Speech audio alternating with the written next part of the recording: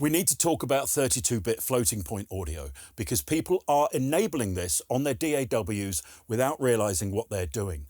There is only one audio interface that is capable commercially of recording at 32-bit floating point, and that is this. It's a little Zoom interface. Why Zoom? Well, because 32-bit floating point interfaces are used extensively in location recording, and Zoom specialize in this. The reason being is that you have to run normally dual converter architecture, one at low gain and one at high gain, and then the system will kind of flip between the two when it needs to make sure nothing gets clipped. But this means that there is a changing noise floor and often a little bit of a change in sound. This is fine for location recording and spoken word and that kind of thing. It is not fine for music. They will come, but I promise you at the moment, you are using a 24-bit audio converter.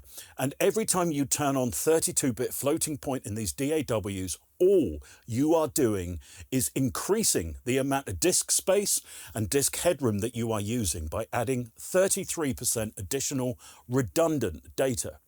The audio is coming into your system at 24-bit whether you like it or not, and turning this on and off doesn't make a difference. Now, why all the hype? Well, nearly all DAWs actually process internally at 32-bit floating point. Many, when you use freeze files, in other words, the temporarily rendered versions with the effects, render internally 32-bit floating point files at that point. And sometimes you do want to export out in 32-bit floating point for mastering, mixing, etc., etc. But I promise you, all of this hype of just turning it on in your DAW is nonsense. And most importantly, the SSD prices are about to go through the roof. Why?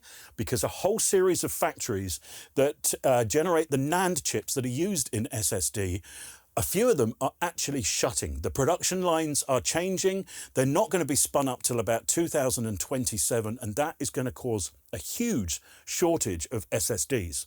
So when you actually come to buy disk drives, the last thing you want to be doing is adding 33% redundant data. Please don't just blindly follow the next fashion that happens on social media with people posting about this and claiming that they can recover clips in their recordings. You can't. If your interface clips, it is a 24-bit interface unless you own and use this little Zoom interface, and at which point, no matter what you do, you cannot reclaim that clip. If you don't believe me, go and try it.